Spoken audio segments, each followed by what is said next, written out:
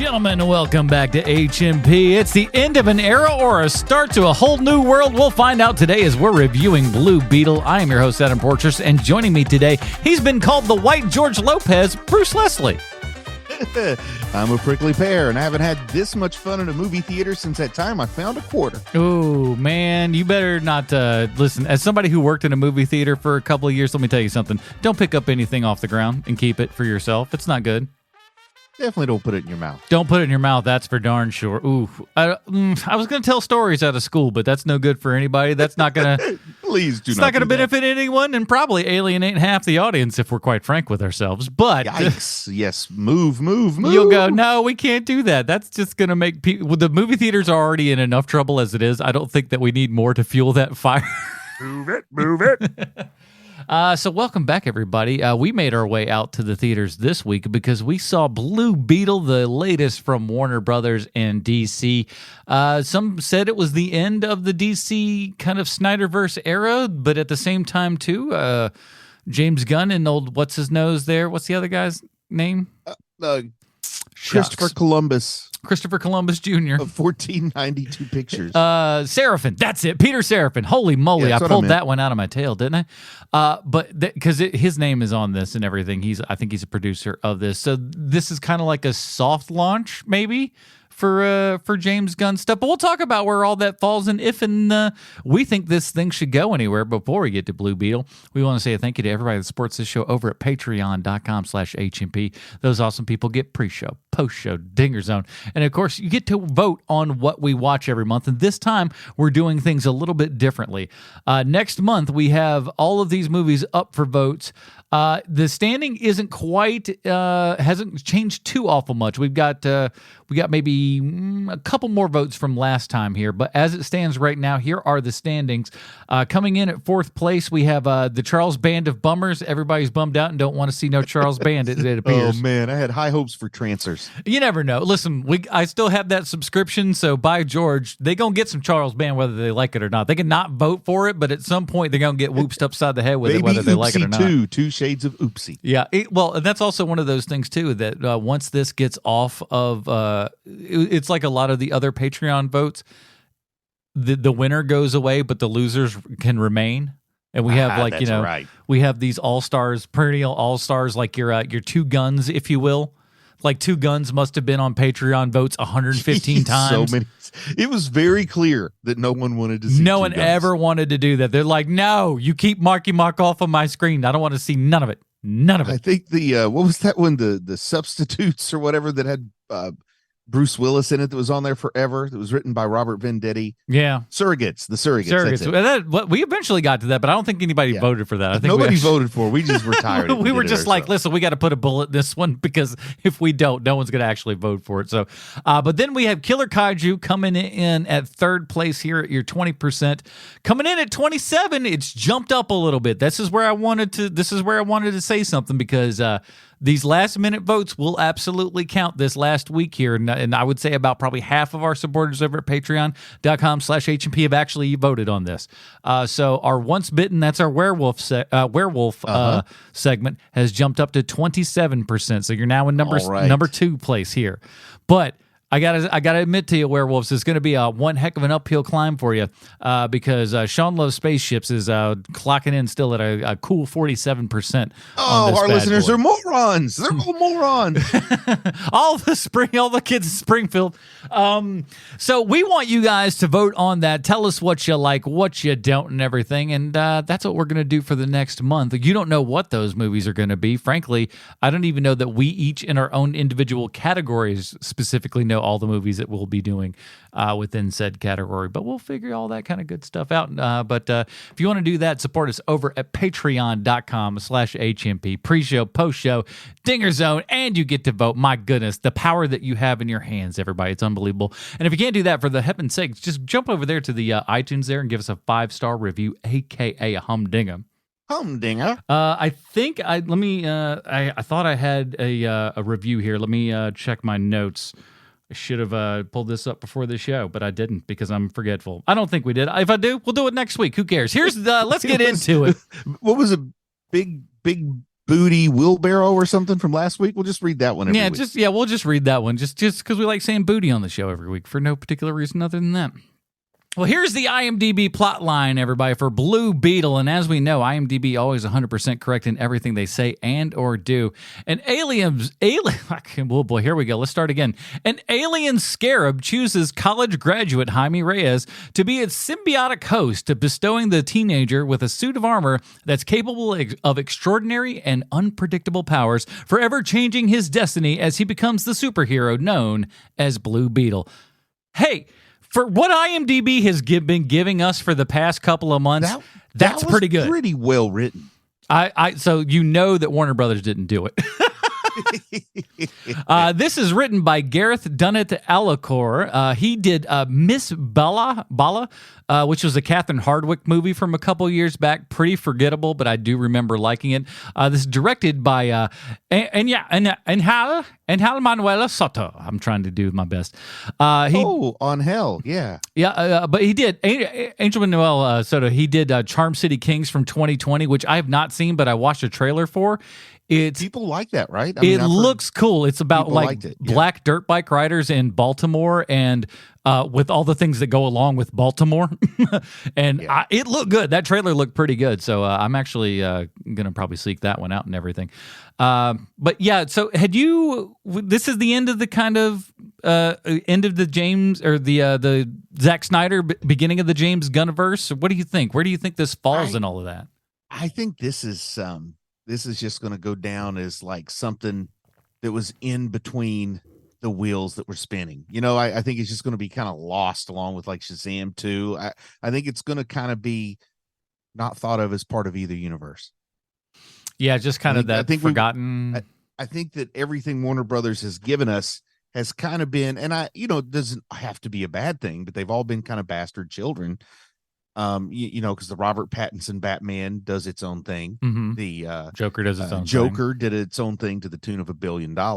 So, they're just kind of throwing stuff out that's not really part of anything. And that way, if something really catches fire, that's what they can build around, I guess, if they want to.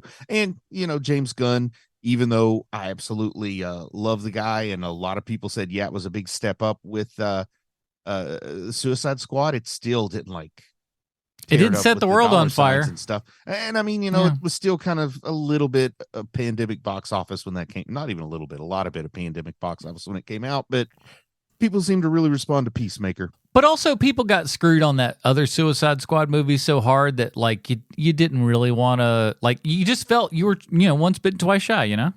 But I felt burned a lot worse by other things than I did by that first Suicide Squad. No, we're normal people, but not other people. I didn't love it, but it wasn't all that bad. I didn't demand my money back or anything. Oh, it could have been. I mean, I was disappointed, but it wasn't that bad. Yeah, exactly. And we ended up liking Peacemaker better after that show, where they actually felt like they developed the character, because he didn't really feel super developed within the movie itself. Which I don't know. Yeah. Anyways. Yeah, so anyway, I think this is going to be in sort of a no man's land, so that in the future they can decide whether or not they want to use it. It's a player to be named later. Were you? What's your kind of relationship? Because I've known a couple of people. I got a buddy of mine who he used to be a podcaster and everything. He has been the largest Blue Beetle fan forever and a day. You're kind of your Ted Cord, and we'll get into all that. But what's been your experience with Blue Beetle? Because it's never a comic that I really read or had any outside experience with. I mean, Ted Cord is kind of everybody's go-to Blue Beetle because he's the sort of comedic one. So of course he's going to appeal to me. But I didn't read a ton of Blue Beetle on his own, but Booster Gold and Blue Beetle, the Blue and Gold stuff, and Justice League International, Blue Beetle was part of that. But I was a little bit more of a Booster Gold reader that caught Blue Beetle when he came in from the side, with Booster Gold. But with the New 52, I did decide I wanted to check out the newest incarnation of Blue Beetle, the one that we have in this movie. And I stuck with it for, 5 or 6 months, which sounds like I'm throwing shade, but no, it's not uncommon for comic book readers to drop a title after 5 or 6 months. Yeah, you dip a toe, you see if you like it or it whatever. It gets expensive. Yeah, I'm not trying to say, it sucked. If it sucked, I would have never picked up a second issue. but it was a very, very different Blue Beetle, and the New 52 is a very, very different kind of world. And I was probably just a little bit too old to get pulled in to that incarnation of Blue Beetle at that point in time. I don't know, because books were running $4 a pop at that point, or at least at that range. Yeah, but I was curious about it, and I got to know the character a little bit. And I'm in the camp of I like Ted Kord best because that's where most people are. But all the Charlton characters, I like them because of the relationship to Watchmen. And of course, Ted Kord is Dan Dryberg, and Dan Garrett is Hollis Mason. What? The first two Night Owls. So there's so much in this that's taken in a fun way, I think. But if that wasn't enough, let me sell everybody on this latest DC movie, because this sucker's got everything. We got a cast of. George Lopez is the biggest name on the marquee, so I don't. That might not be good. I normally don't interrupt your list, but before you get started, I just got to say, I can't wait to talk about my headcanon fan fiction for Uncle Rudy. We'll get to it. But even though George Lopez is there, you know what is good? Susan Sarandon. She's in this thing. She showed up to work too. It's kind of shocking. It's like, when you want that Sigourney Weaver vibe, but you don't have that Sigourney Weaver money, but you still got a lot of money. Susan Sarandon is where you go. Exactly. We got PG body horror, blue appendages. We celebrate real cultures in fake cities. Crazy colors, tons of Latin pop songs, Latin pop cover songs. We got regular pop songs, which includes Motley Crue's Kickstart My Heart, which is in so many things that I now believe you can license that song for at least $7. I'm fairly certain. We got a track suit that I assume Sean wears on the weekly. Janitorial work, face hugging, bus splitting, body horror. I saw a couple of shots of Atlanta for sure. Futuristic helicopters, voices in your head, Nana with a Gatling gun. And let's be honest, isn't this just Mexican RoboCop meets DC? This movie's got everything. Wow, succinct. This movie, succinct there. I may have this in my head because just recently, Arrow Video is having a sale at Barnes and Noble of 50% off all of their Blu-rays and 4Ks and stuff. So I picked up the 4K of RoboCop. So I just recently watched RoboCop like 3 nights ago, and then I go and watch this movie, and I'm like, this is just RoboCop. And I'm not so much talking about this movie. The bad guy here is certainly RoboCop-esque. Which, anyway, he's Ed 209, really, when you think about it. Well, I think he's a little more RoboCop, but here's something though that we've got here with the Blue Beetle with Jamie and this goes back to the comic book roots. I mean, there's no question this is just DC's Venom. This is Agent Venom. You've got the sort of damaged alien symbiote that comes and bonds with someone instead of being a villain, which is the true nature of the alien race. They become a hero. So yeah, it's the whole Agent Venom all over again. Deja vu. It's like they liked the symbiote idea. They had to change it just a little bit. Still had to be a bug themed, instead of a spider, it's a beetle. And then it makes it even funnier when you think how Blue Beetle is sort of the answer to Spider-Man on the Electric Company, which hopefully we'll talk about the Electric Company Blue Beetle, since we're here talking about Blue Beetle for probably the last time. What are you talking about? This is going to get at least 4 sequels. Did you not see the end credits? What's wrong with you? Do you not know that this is where things are going now? This is the start of the new James Gunn-verse. We will be talking Blue Beetle, but I think we're going to be talking Blue Beetle on like TV show on Max, similar to Peacemaker. I think we're going to be talking Ted Kord. That honestly would not be the worst idea. Well, let's talk about this, though, because I think this is ultimately where, and I think you and I, because we kind of spoiled it with Sean in our text messages and stuff a little bit, we don't hate this movie. And this movie is not bad. Yeah, I'm going to go ahead and say that. Now, how good is it? How not good is it? I guess we got to break it down to kind of explore it. But it is certified fresh according to the latest advertisement I saw, so it's probably right at 80%. I think last time I checked, it was in the high 70s, so it must have pushed up to 80% on Rotten Tomatoes. So people are liking it. It's not selling many tickets, though. And I was going to ask you, while we're on this topic, I feel like this is a couple of new releases in a row where I felt like a competently made movie is being disrespected at the box office. Yeah, and here's the Teenage Mutant Ninja Turtles not really performing very well, even though I thought it should have done just fine. I don't know where brains were this year, because I think really a lot of this kind of comes down to scheduling and stuff like that. If you'd have put this movie someplace else, it might have done a little bit better. Same thing goes with what did you literally just said it. We recovered it the other day. What was it? Shucks. The Teenage Mutant Ninja Turtles movie. Like that goes in another place. Like maybe that goes in like spring or something. I don't know. But like we just haven't been putting stuff in good spots. It just like everything overlaps, like your Barbie and Oppenheimer stuff. Both of those movies were highly successful, but how successful could they have been had they been solo affairs?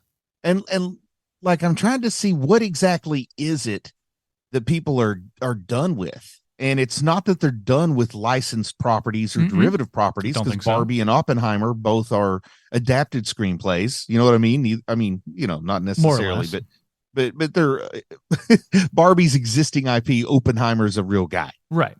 So that's what I'm saying. People are still interested in stories they already know about, but they're just kind of over stuff they've seen a bunch. Like, you know, people have seen a bunch of Ninja Turtles, and it might be hard to say if you're a kid, Dad, take me to the Ninja Turtles movie, when he's like, nah, just watch the Nickelodeon app. There's hours of Ninja Turtles on there.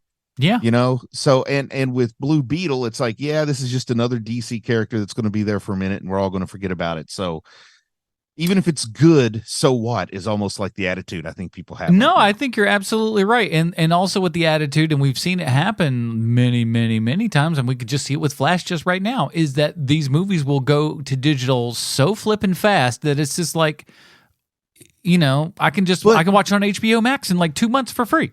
So but if you make the right movie that and I'm going to use this in the actual cinematic term, but you make the right movie that exploits the right need, you know, you make a true exploitative film. You can be a big budget exploitative film like Barbie and still make money at the box office. So the fact that movies are coming out quickly is only affecting the movies that are like that feel like they're part of, they feel like the movie version of TV shows. We've said that so many times with what the Marvel Connected Universe did. But you come up with something that's either novel or, you know, in the case of Barbie, even though there have been Barbie cartoons that were like pretty cheesy, this is the first take at a live action studio movie. It was done cleverly. I think I would call it like on par with Lego Movie, in that they found an original story to tell, and it's not just the story of the toy. Yeah, you wouldn't think it would be the fans of the what it is. So, you know, there can still be things that hit big at the box office, but Blue Beetle, no matter how good it is never going to shine as brightly as if it had maybe just been something on Max, and people would be watching and saying like, oh my God, this is so good. I can't believe that those a-holes at Warner just threw it straight on Max. Yeah. But when they put it at the cinema, but when they release it, you see how the box office does. Yep. I think you're right. If they would have put this straight on Max, people would have been like, dude, they probably should have put this in the theater, but they put it in the theater, no one watches it. So it's like damned if you do, damned if you don't kind of situation. Yeah, it's a whole lot of people that like to just tell you that you've done the wrong thing after the fact and when you can't do anything about it. There are some people that just get that joy, myself sometimes. I get that joy. But if you put it straight out on Max, people are going to point out, hey, you don't know what would have happened if you released it. Now they release it, and I'm saying, hey, now you don't know what would have happened if you put it straight on Max. Yeah, people might have liked it. I think this is, I shouldn't think. I want to ask you what you think. Do you think that this is being embraced by what I would call is the niche market that it's trying to reach, like that sort of underserved Mexican-American market? Based upon, well, of course, we don't really speak about pop culture or many things a whole lot. My Spanish-speaking crew hasn't said anything about it. I haven't heard anything. I'm wondering about like their 12-year-old sons, though. Maybe not that. Well, one of them actually has been hanging out for the last week or so before school and everything. So I haven't heard him talk about it or mention anything. But and you know, like in West Virginia, we don't have a very diverse population. But the elementary school that my kids went to was one of the few schools that had more students of color than white students. One of the very few schools in West Virginia like that, especially at elementary. And when Black Panther came out, it had a profound effect on those elementary school kids. Oh, yeah. But I'm just curious, is Blue Beetle going to have anything like that? No. Well, first and foremost, is it being embraced at all, or is it being seen as performative or like exploitative? I will say this again, coming with my limited exposure to you know, Latin culture. I sit and watch this, and none of it felt inauthentic or stupid, that kind of pandery sort of thing. None of it ever really felt like that. It did, and none of it felt insincere to me. I don't want to claim to know enough to say whether I find it to be sensitive or insensitive. You know, I just don't know enough. But I didn't see anything that looked. I mean, it seemed good to me, but then again, that could be part of the problem is that I don't know what's not good. Yeah. For sure. I think one of the big problems is again part of the cast. I'm gonna go to your main actor, Zolo. I'm sorry, I'm gonna have a hard time. Malyudena, Jaime, the guy who plays Jaime Reyes. Yes.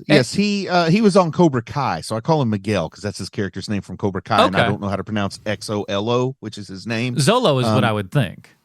Yeah, I don't know, so I don't want to, And then Bruno Markenzie, I don't know, Sure. who plays Jenny Cord. While both of these people are attractive young folk and everything, neither one of them is a particularly good actor. Like they have their moments, of good stuff, but by and large, throughout the entire stretch of it, like I just don't buy you as fully fleshed out characters. I think that they both maybe could do better in something else. I don't have any problems with Jaime, the performance with Jaime. I thought it's exactly what you need for a PG-13 superhero movie about a teenage hero. I just need a little bit more. Even though he's not a teenager, they're treating it like he's a teenager. It doesn't work with her and him together because they don't have any chemistry. The actress, the Portuguese actor that plays Jenny Cord is about 8 years older than him, and it shows. Yeah, she does not look like she would be interested in that young boy at all. She's dating guys that fly private jets, not college dropouts. Exactly, and she's rich too. So like she's the billionaire. She's the Portuguese supermodel daughter of a billionaire, and she. I mean, I'm sorry. I'm just not buying the and besides that, I'm just not buying the chemistry between the two. No, you don't. You don't believe it. It almost, as a white guy, watching it, it's almost like, oh man, this feels like something in the 80s where somebody didn't know the difference between a Puerto Rican and a Brazilian and a Mexican, because the whole time I'm thinking she's speaking Portuguese and he's speaking Spanish. And I know that the director understands this. Mm-hmm. I know the director is Puerto Rican and he understands this. But in my mind, I'm like, man, this feels like something that people who don't know any better are putting out there, or they're trying to treat like there's no difference in someone from Mexico and someone from Brazil. Sometimes it just kind of had that feeling to me, but I know that maybe if that was in the screenplay, it's definitely not going to be there through the vision of the director and the performers. Yeah. What do you think of kind of the cast of the surrounding cast of the family and everything? Well, I loved everybody in the family. I thought like sister, mom, and dad, and grandma, they were all great. That sister seems like she should be famous already. Like she has that screen presence where she's got to be from some like kids TV show that's kind of a Disney Channel comedy or a Nickelodeon Channel comedy. She has to be in something because she's just too charismatic to not have been anything. Hocus Pocus 2 looks like she was in American Horror Stories. Okay, so she's worked. Hocus Pocus 2 was probably her biggest thing, I would say. She has the kind of charisma where I could see her leading a show that we would never watch. The Sweet Life of Zach and Cody for a new generation. Mm-hmm, yeah, she looks like she does. She looks like a fun Disney character kind of gal. And she seems like she just is the person that they needed. It's almost like they looked around and they're like, this guy is an action hero. He's the new Mexican-American heartthrob action hero from Cobra Kai. He's 22 years old. We really want to put him in this role that he can maybe be like the Mexican-American Tom Holland, but he doesn't quite he doesn't quite have that charisma. So they put this sister in there who's like the Aquafina to his Shang-Chi. You know what I mean? Yeah. She brings it. She understood the assignment and she stole the show, I thought. Yeah, compared to him, that's a very apt comparison there because he should. That's what I was thinking this whole time. I'm like, he should have that Tom Holland vibe, and he just doesn't have that it factor that Tom Holland has. Yeah, because one thing that I think, and once again, we've already been on record as saying we enjoyed the movie. Yeah, it's good. It's a lot of fun. I'm going to tell you what I think could have made it a little more successful. How about that? Mm-hmm. I think rolling a little bit into almost like a Deadpool, a PG-13 Deadpool sense of humor might have worked, like even like some dirty jokes that aren't that dirty, but because the punchline's in Spanish and you go and look up, oh, that was the Spanish word for dog turd. It seems dirtier, Yeah. So a few little things like that would have been kind of cool, or maybe go more like a Spider-Man, but instead they picked a very unlikable age, 22 and a half.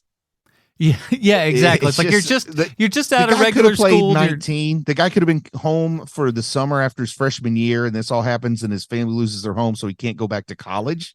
That could have been it. Make him 19, and the same actor could play 19. Yeah, I mean, it's just the weird, and then give him a love interest who's, she's Giselle Bundchen Jr. pushing 30 though. Yeah, I was about to say she looks like she's closer to 30 than he is by a decent shot. Well, the actor's 28. The woman who played Jenny Court is 28. Oh, there you go. The man who played Miguel is 22. I played Miguel in Cobra Kai is 22 at the time of filming. Well, okay, then yeah, it all makes sense. But yeah, it doesn't. But he doesn't. I liked him more in the Blue Beetle costume and everything, which I didn't think I would like that costume, but it kind of works well enough. It's not amazing, yeah, but I love the costume. Yeah, I think the costume. I like the mouth moving at the bottom. I thought that was a good little touch, which I didn't think was going to be a thing. And yes, the mouth moving is kind of like the little bit of eye moving on Deadpool in the Deadpool movies. Like, it doesn't make any sense that they would move, but it just works. That kind of works. Like the eyes and everything work really well. And design wise is really good. It's got a little bit of that, like a little bit of that pre-Avengers vibe to it, when superhero movies were still just like, we're going to try to do this cool, fun thing, and we're not thinking about a franchise and a shared universe, and we're just out here to do our thing. It kind of had that feel to it also, which I miss. And that's what I liked about the costume, is it's made just for one use and sell some toys, and then we move on to the next thing. Yeah, it's kind of Iron Man, Scarlet Spider-y sort of vibe, but like it doesn't feel horribly derivative. But there's enough of that kind of, again, Green Lantern sort of thing. That's what also is great about Blue Beetles. Like this is all like 58 characters and character traits and stuff just jammed into one, and you're like, there you go, shut up. Don't blame the filmmakers. All of the derivative qualities of this incarnation of Blue Beetle are right from the comics. I mean, this sounded pretty spot on to what I remember from the New 52 origin, but I haven't read those books in 12 years. So, yeah, who knows if I remember correctly. Like, I'm not even the best at remembering things when I read it recently. Yeah, I wish the character himself had like maybe a little bit more humor, or humor was in the working with the costume and how the costume, interacts with him and everything. And I feel like they put humor around him because they just knew that the humor wasn't going to be coming from Blue Beetle. Yeah, he couldn't carry that. That was somebody's decision, I think, even before they hired this director, that decision was made. We're going to put the humor around him. And that's why, you put George Lopez in there, because you realize this cast needs a punchy punch-up guy, a punchline, and then the sister, it brings the charisma. So I think they knew that they had no intentions of this guy being funny, and I wish that they had. I wish that they'd let him be funny, and then have somebody else be the straight man. Or just have no straight man like Deadpool. Is there a straight man anywhere in Deadpool? I don't think so. No, because I know Booster Gold. I know Booster Gold's funny, but like Blue Beetle funny too. Usually, Ted Kord is this. Ted Kord, I should not say. So much. Yeah, Ted Kord funny. This version not so much. What did you think about kind of the body horror aspect of it when the scarab kind of goes in his back and everything? I loved all that. I thought that was really cool. Man. And that's that influence from Green Lantern. When the Green Lantern dies and the ring selects a new host, we'll hear the scarabs kind of doing the same thing, but the way it like embeds into you. Yeah, exactly. And this is it's got a little bit of that alien feeling to it, with the face hugger impregnating your belly, and you're gonna have a chest burster. And it's not terribly original. Other science fiction stuff has done that kind of symbiote thing, like I said. Here's the thing, though. But it looks good in this movie. Yeah, it looks good, and ultimately, as we've shown with with everything, I think, especially 8 years of this program, we don't care if you give us the same thing again. You just need to package it in a way that's new and interesting and appealing. That's what we need. I just want to have fun. Mm-hmm. I either want to have fun or I want to cry, like, intentionally. I don't want to cry because, oh my God, I paid $20 for this. But I mean, I either want to have fun or I want to cry because I'm moved. I don't want to the most original thing in the world means nothing to me if I'm not having fun watching it. Yeah. And ultimately, I think that's what you do have with this movie is it is fun. It's not overly serious, which is good. Like you said, maybe it could have a little bit more comedy to it, but I think there's also a world we could live in where this goes way too into comedy and is just, over the top and maybe terrible. I'll just be, yeah, but they can also do like the Thor thermostat where there's not enough comedy, then they turn it up too high, then they try turning it back. They can always do a little bit of that too. I got no problems with it, but I looking at the box office, I don't think we're going to see any more Blue Beetle unless he just shows up as a supporting character in an ensemble cast, like a JLI or something. You open up at 25 million here in the US of A and 43 million worldwide on what I could only assume is at least $150 million budget. I am interested to see what people think about this movie in 6 weeks. The first weekend, some people come out and say it's not so bad. And in particular, maybe some, young folks that see themselves on the screen and see if it gains a little momentum between now and next weekend or not. I'm just because kids are back in school. So they're all there talking. The ones who got to see Blue Beetle are going to talk to the ones who didn't. We'll see if he does become like a little Warner Brothers. I keep wanting to call him a high school kid, but he just finished college, a 20-something, sort of Latino superhero, like an idol, screen icon. Yeah, and again, I think that problem is that we don't have that lead who has. And the movie's called Blue Beetle. It's not called Blue Beetle and Friends or Friends of Blue Beetle. It's called Blue Beetle. So I think Blue Beetle himself should have enough charisma and on-screen just presence that makes us go like, that's him. Like even at the reluctant level, even like the reluctant level of superhero where you don't want to be that, we should still like want him to want it. Well, I'm just kind of, like I said, I want to see how whether or not it's embraced by what I'll call the target audience, because they'll have a much better understanding on whether or not this speaks honestly or accurately or not. So that's kind of what I'm curious to hear about, is whether or not it gets accepted in the community. Well, speaking of accuracy and stuff like that, let's talk about a thing that's always been a DC thing, is that like this movie itself tries to do its best, I would assume, to honor Latin culture and stuff like that, but at the same time too, as is often the case with DC, it lives in a world that doesn't actually exist in our real world. This is fake city. DC's pretty notorious. Well, I won't say notorious. It's just been their thing. It's one of the differences between Marvel and DC. But what I don't know is if this is the actual city for Blue Beetle or what state. Like in my mind, I thought that the New 52 Blue Beetle was like set in Houston or something, but I could be way off on that. Well, there's palm trees galore. I feel like they want us to think this is Miami. I thought they're talking about the Keys, the Edge Keys. So that makes me think like the Florida Keys, but because they talk a lot about Mexico and Guatemala, it makes me think it's more like Los Angeles, San Diego area. So I just don't even know. Yeah, it's that DC. I mean, it's everywhere and nowhere, all at the exact same time. But that's what kind of makes it like, I don't know. It feels strange that we're like that you want to honor one thing, but at the same time too, we still. And again, I know it's a DC thing, but it just seems odd. But then sometimes DC does a weird one where they will like admit that like New York exists. It doesn't happen very often, but very rare occasions there'll be some stuff where they're like, wait a minute, in the comics than in the movie, right? For sure. But I always thought that was kind of weird and strange. I thought all the music was really good. I thought just a lot of great. Whenever I hear a foreign language cover of a song that I enjoy, it just makes me happy. I don't know why. Whenever I hear one, I'm just like, oh, that's that song. That's that song. Okay, so in the comics, I'm sorry, I had to look this up, but in the comics, he's based in El Paso. Okay, so that certainly was not El Paso. Yeah, so that's one of those where I almost wonder if they were worried it would be making it too political to put it in a real city, and that's why they made up a city.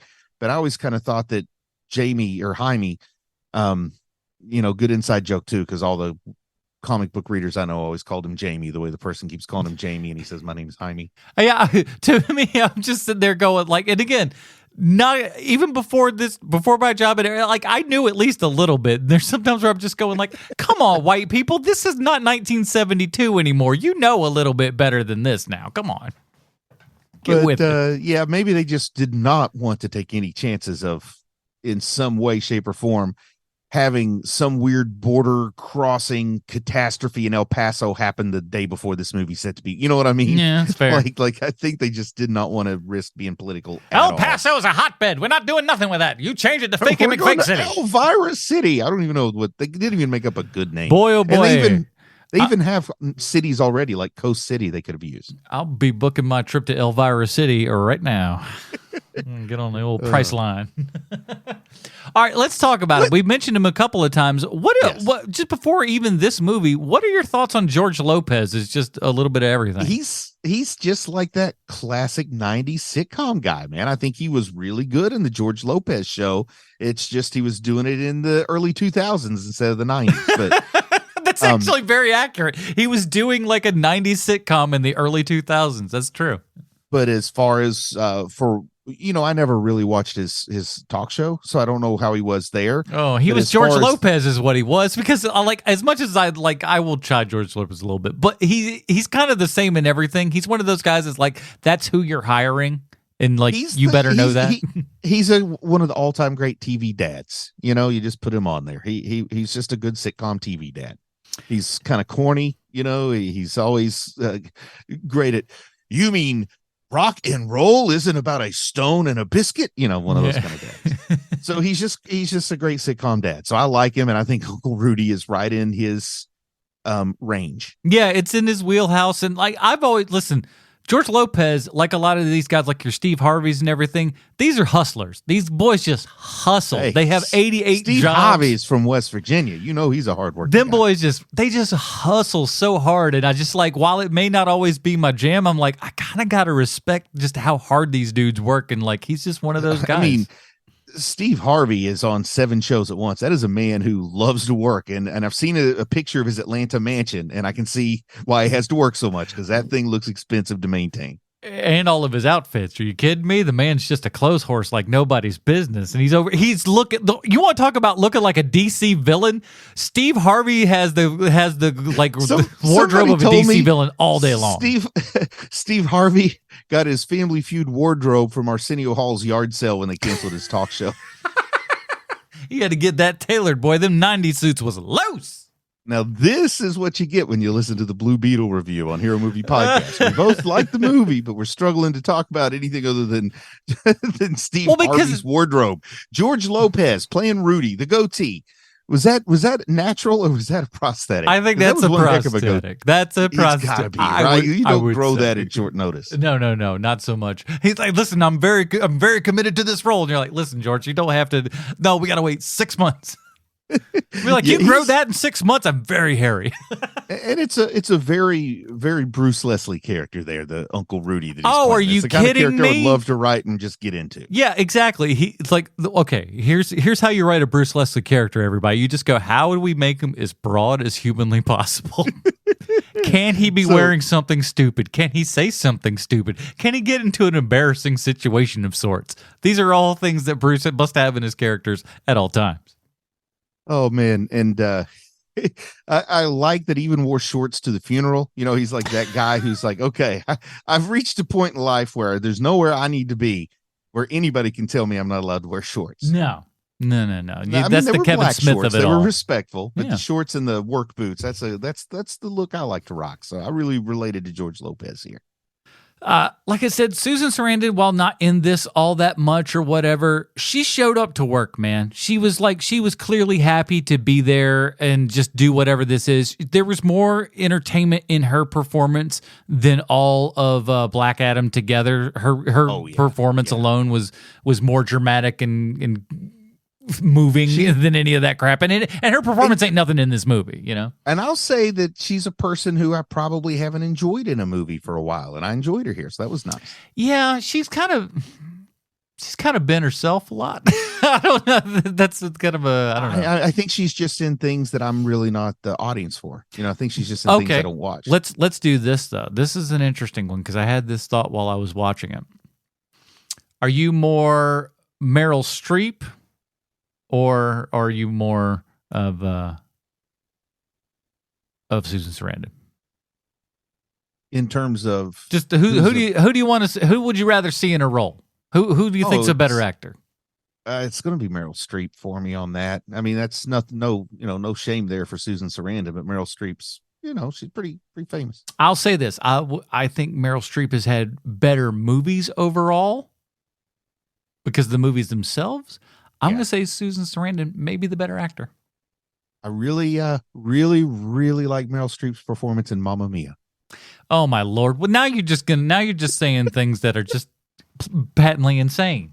That whole love Mamma Mia. Oh yeah, you were, and I'm sure that you think that Pierce Brosnan had a stunning rendition of what's his nut there in that flick as well. Sam Carmichael. No, Silas is a better Sam Carmichael than.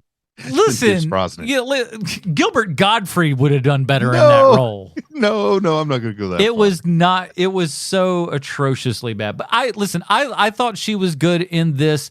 I liked her as this kind of that crazed, again, that the Ronnie Cox role from RoboCop.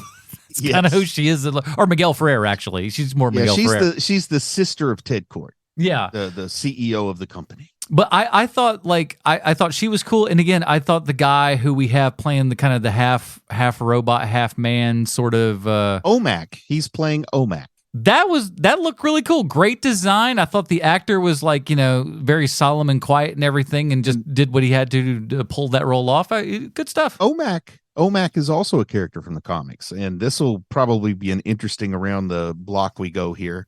But Omac, created by Jack Kirby. Looks very Kirby-esque, doesn't it? Well, what you saw on screen looks nothing like the Omac that was created by Jack Kirby. Was just a big muscular guy with a big red mohawk. And he thought of him as essentially Captain America in a post-apocalyptic future, or maybe just in the future. All the future seems post-apocalyptic to me. You're rarely good. Over the years, he became more of a mechanized kind of thing. And then in the New 52, they launched an OMAC standalone title the same time they launched the Jamie Reyes Blue Beetle. So I read a few issues of that too. And it's very different from what we've got here, but it is a man who gets linked to this OMAC technology, and then you say OMActivate, and you turn into OMAC. Oh, who doesn't like to OMActivate? It's kind of like like the Shazam, or Thing Ring, do your thing, if you recall that cartoon from the 70s. This one, the OMAC action figure, he looks like he's a member of the Aquabats. And I think in either Final Crisis or Infinite Crisis, because sometimes I get my crises confused, but the OMACs were a weapon global defense system that turned on against the superheroes of Earth, and that was the Crisis. And that's closer to the way OMAC is being depicted here. So that's my OMActivate knowledge. And I think I've kind of covered most of what I had to say here. What other points did you kind of want to bring up? We had a little an end credits there. I don't know where that was. Teasing Ted Kord. And I guess I should back up because I didn't say everything I had to say, because I forgot to ask you what you thought about the Bug. Which one? What are we talking about? The Bug is the flying craft, the hovercraft. Oh, yes. Oh, I loved it. I think because we've all seen Watchmen the movie and Watchmen the TV show, which have both had Archimedes, which was 100% based on the Bug. For sure. But because we saw those things years ago, now it feels like the Bug is ripping that off. I love that so much. It just makes my heart just jump with glee. They have that like weird inceptional kind of thing where it's like imitates, and we all just kind of go, well, that's the phony. It's like, well, no, not really. It's the OG that ripped off the other one that ripped off this one. That to me is just glorious fun to be had. I mean, I love that kind of stuff. I sat at a table with Jim Starlin, and I was like, so where'd you get the idea for Darkseid? Well, I was going to rip off one of the some other character, and the editor said, if you're going to rip somebody off, rip off Kirby. So I made Darkseid. So Thanos is just Darkseid. Well, then you went to DC and you created Mongol. What's he? Oh, he's just Thanos. And I was like, but you already had Darkseid. Yeah, but why not have two? You adjust as needed. But yeah, listen, I thought that was cool. I liked all the old school costumes there and everything. I love it. I thought those looked really good, very comic accurate and everything, especially that one specific one and stuff. I thought that was really cool, and again, could have used more stuff like that. for fans of Blue and Gold, we know that Ted Kord is lost somewhere in time with Booster Gold. So Blue Beetle and Booster Gold are running around in time, having time traveling adventures while everybody thinks Ted Kord is dead. And that's why that teaser made me excited, because it's, would be a great setup for Blue and Gold. Well, and they've talked about, wanting to do a Booster Gold thing, and even old what's his face Max? there? No, the guy from Top Gun and Tom Cruise. No, the other guy, Glenn Powell. Miles Teller. Glenn Powell says he wants to be Booster Gold. He would be a good Booster Gold. Wouldn't he though? I like him for that role. I'm like, okay. Now we just gotta get his other Blue Beetle counterpart there, and then see what happens. But like, if this movie then leads to that thing, and then we just kind of I say it often on the show, but if we Armin Tamzarian this Blue Beetle, then at that point, are we okay with that? I mean, I think I would be. I'm fine with it. Yeah. We just kind of go like, well, we had that one, but now this one's the one that this is the one that we really want to do. It's the one that James Gunn just goes, maybe that's what we need, as opposed to this other thing that I had nothing to do with.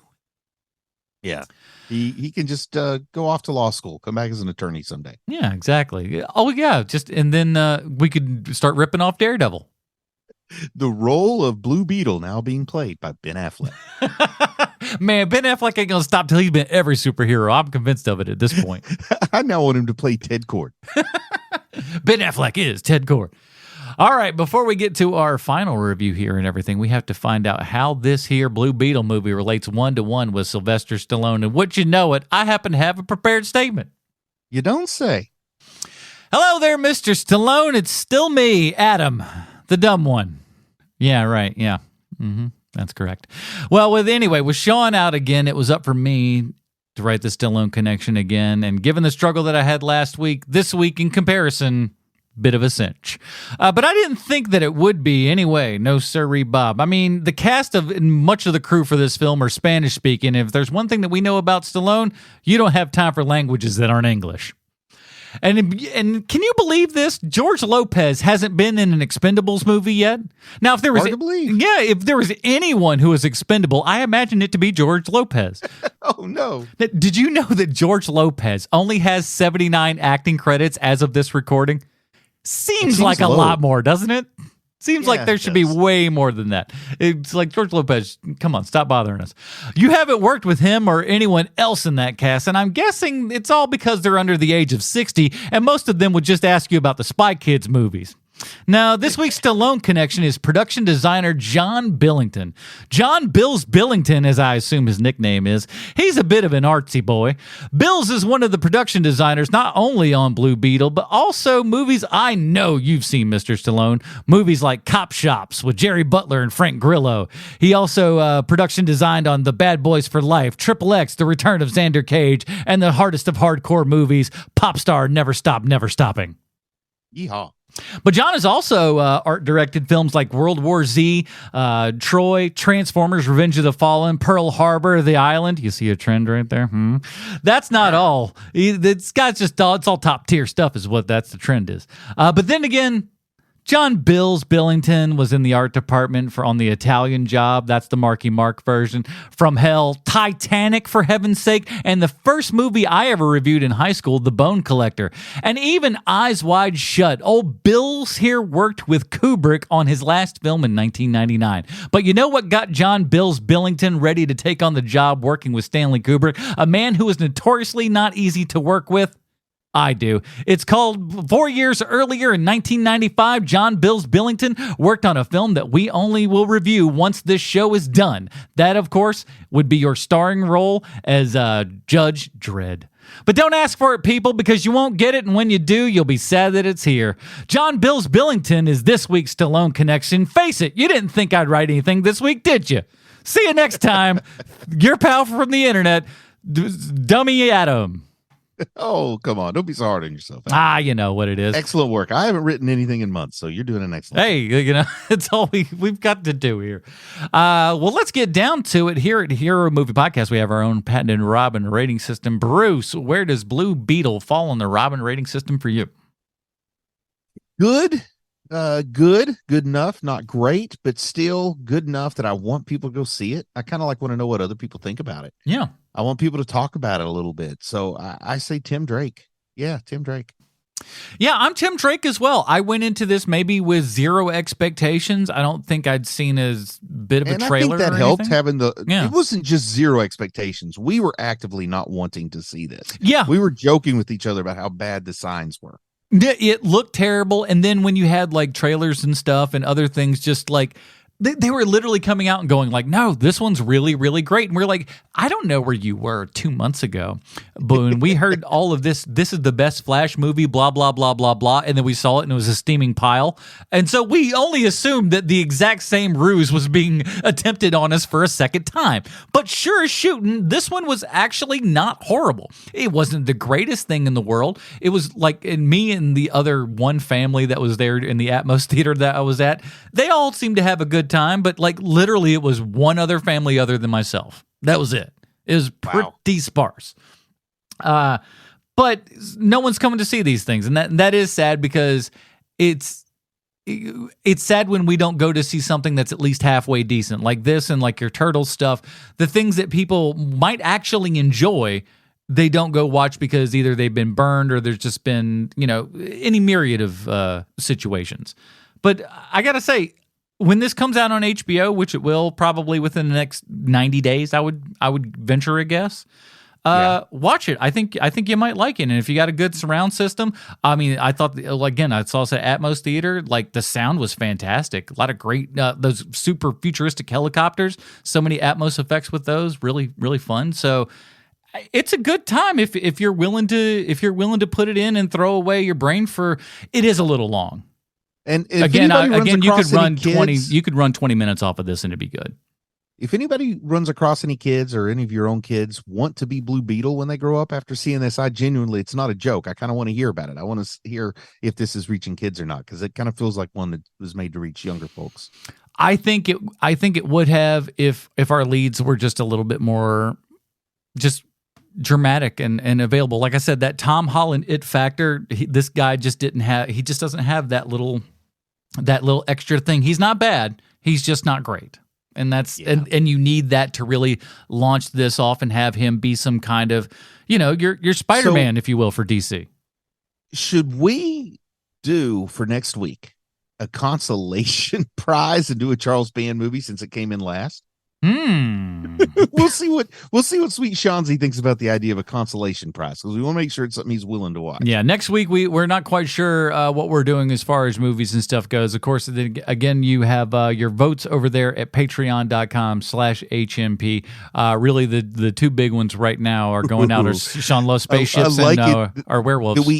We add a level of complexity, because if people say, whatever finishes last, they're going to review that too. So I don't want this to finish last, but I also want that to finish first. Where do I want to use my vote? Do I want to vote for something or against something? That's a level of gamesmanship that I enjoy. I think that's... So I think we give the booby prize, the chowder bucket prize, to whoever comes in last place in this competition, and we review one movie from that category. What a devious plan. I love that, because, and I think Sean will too, because there's a level of deviousness to it that makes you go like, that's probably good. That's probably good. All right. Well, we'll figure something out. You'll have the official thing next week, and maybe we'll shoot it off to the Patreon people so you guys know in advance.